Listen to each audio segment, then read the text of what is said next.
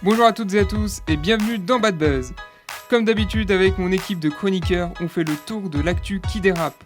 Au sommaire de ce numéro consacré au travers dans le football, Johan et Camby-Claude va se pencher sur le foutoir qu'il peut y avoir dans ce sport. Louis Martins va nous parler de Mason Greenwood, l'attaquant de Manchester United, qui est depuis peu accusé de violence conjugale et de viol par sa compagne. Nous recevrons un invité spécial, Charles McGuinty, agent de footballeur qui viendra nous présenter son livre Backstage Mistakes et nous parlera des différents actes que peuvent avoir les joueurs en dehors du terrain.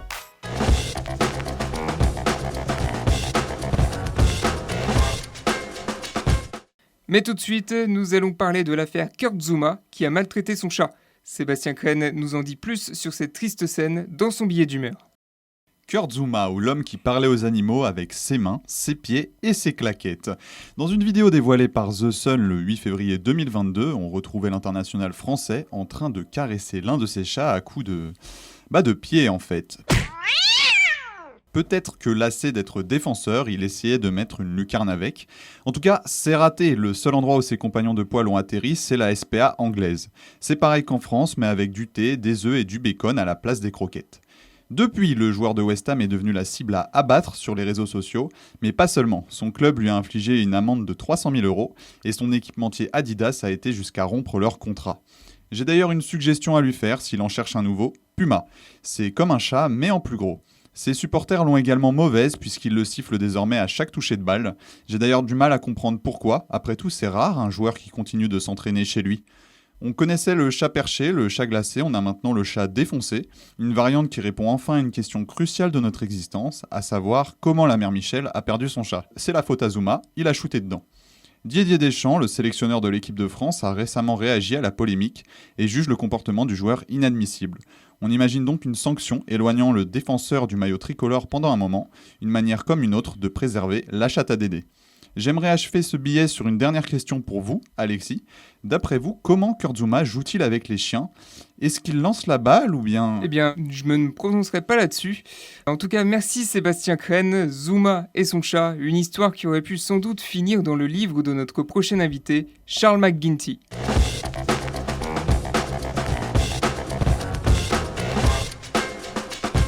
Nous recevons pour ce numéro Charles McGuinty, agent de footballeur, qui va sortir un livre sur les déboires du monde du foot auquel il a assisté. Bonjour Charles. Bonjour.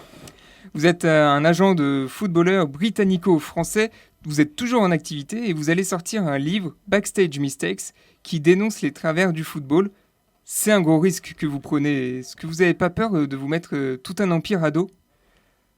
Je pense que justement, il ne faut pas du tout avoir la peur de ça, parce que je pense que ce que je viens de défendre, c'est une cause qui est plus noble et plus importante que que la peur, que le risque que je prends. Je veux dire, j'ai vu quelque chose de grave, et je me dois d'en témoigner. Sans dévoiler tous les aspects de votre livre, bien sûr, qu'est-ce que vous pouvez nous révéler ici en exclusivité pour Bad Buzz sur ce que vous avez vu tout simplement au fil de votre carrière ? Ouais, j'ai vu tellement de choses terribles, mais ok, il y a quelque chose que ça c'est exclusif, c'est dans le livre. J'avais pris un gamin de Sarcelles pour l'amener signer à Monaco. Donc c'est un gamin qui a manqué de tout dans la vie. Il avait vraiment il manquait de tout. Et d'un coup, à son contrat pro, Monaco lui proposait 250 000 € par mois. Alors, je leur ai dit, écoutez, il faut le suivre, il faut gérer l'argent même d'une manière, parce que c'est quelqu'un qui va vriller et c'est d'un coup, forcément, il va disjoncter. Et quand j'ai dit ça à Monaco m'a envoyé me faire foutre. Et quand j'en ai parlé aux joueurs, ils pensaient que je voulais le nuire, alors il a changé d'agent et aujourd'hui, il y a plein de déboires qui sont sortis sur lui et il a bel et bien vrillé et c'est ça dont je veux prévenir. On a vu toutes sortes d'histoires sur les réseaux sociaux. Pensez-vous justement que les réseaux peuvent nuire à un joueur de football, et encore plus quand il est à un haut niveau ?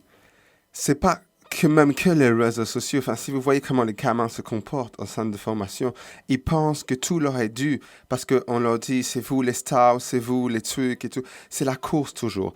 Ils jouent plus au foot juste pour jouer au foot derrière. Ils jouent au foot parce que c'est après qui a le plus d'argent, qui est celui qui a le plus de femmes, le plus de voitures. Certains vont même plus à l'école. Ils deviennent un peu déconnectés. Et ça, c'est vraiment quelque chose qui est vraiment préoccupant. Vous, en tant qu'agent, quelles solutions vous pouvez apporter, vous pouvez donner aux jeunes joueurs? Ah oui, c'est vrai que le livre fait beaucoup les constats, mais je peux aussi proposer des choses. Moi, je dis faites attention aux agents véreux, à ceux qui vous promettent toujours plus, toujours plus. Et surtout, il y a quelque chose qu'a fait un club de Londres de foot qui s'appelle Crystal Palace, qui propose un centre qui suit en fait les gamins, même une fois qui sont pas pris parce qu'ils sont pas assez bons pour rester aux professionnels. Ils les suivent derrière 2 ans parce que vous pouvez pas retirer des gamins à leur famille à 14 ans et les renvoyer derrière une fois que vous les avez pas gardés. Ils deviennent étrangers en fait au monde. Et donc c'est ça l'objectif, c'est de ne pas leur faire perdre la rationalité du monde qui les entoure. Merci Charles McGuinty d'avoir été avec nous. On rappelle que votre livre Backstage Mistakes sera disponible en mars 2022. Nous allons maintenant découvrir d'autres histoires surprenantes dans le monde du ballon rond avec Louis Martins, notamment celle de Mason Greenwood qui a récemment été sous le feu des projecteurs.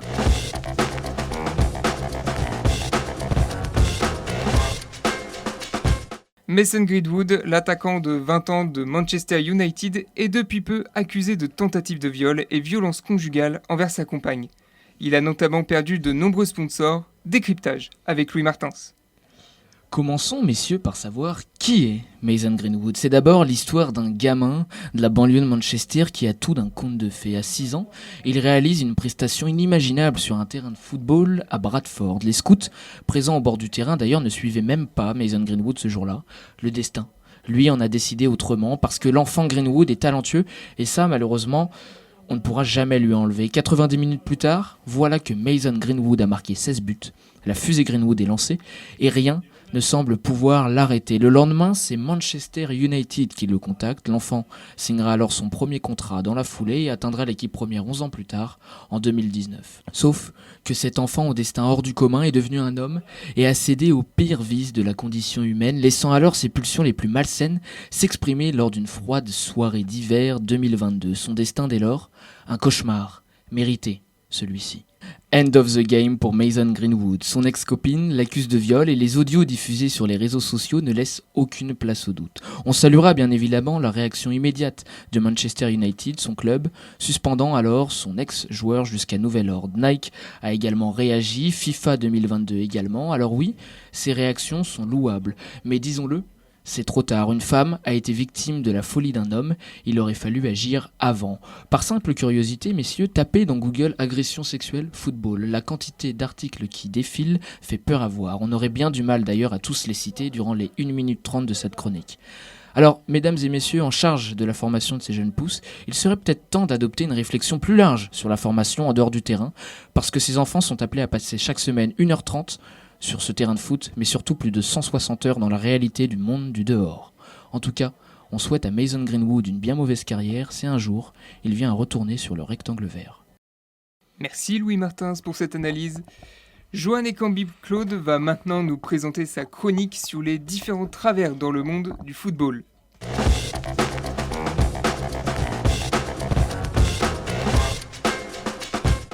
Passons la main à Joanne Ekambi-Claude pour sa chronique Pas piquer des hannetons sur les aléas dans le foot. Est-ce que trop de foot tue le foot? C'est la question qu'on se pose aujourd'hui. Pourquoi en mettre plus alors que plus on nous en propose et plus on s'aperçoit du foutoir au travers de ces histoires? Les Greenwood, Benjamin Mendy et consorts, les footeurs de troubles incapables de se tenir, on les imagine foutrales mais en fait foutaises, ils sont si décevants. Il y a tellement de gamins qui rêveraient d'être là à leur place, mais le talent et la chance a choisi ces foot-track. Mais qu'ont-ils fait à notre sport qui n'était qu'une manière de foutinambuler dans la cour de récré? On était loin de se douter que ce sport d'en bas soit un jour gangréné par les vices d'en haut. Kurt Zouma. Foutre Dieu, on n'avait pas assez déjà des affaires entre viol, agression sexuelle, racisme.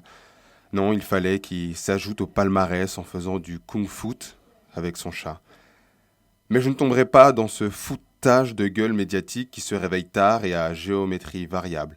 Loin de moi de dire qu'ils sont tous pareils. Au contraire, il y a des bijoux, alors préservez-les et foutez-nous un peu la paix avec cette surconsommation qui leur met quelque part un peu la pression, avant que l'image collective soit définitivement foutue. Merci Johan et Combi Claude, comme quoi vous ne dites pas que des foutaises. Et c'est maintenant la fin de ce numéro. Merci à toutes et à tous de nous avoir écoutés. N'hésitez pas à liker, à commenter et à partager notre podcast. Le prochain épisode portera sur les malaises en politique. D'ici là, portez-vous bien. Ciao.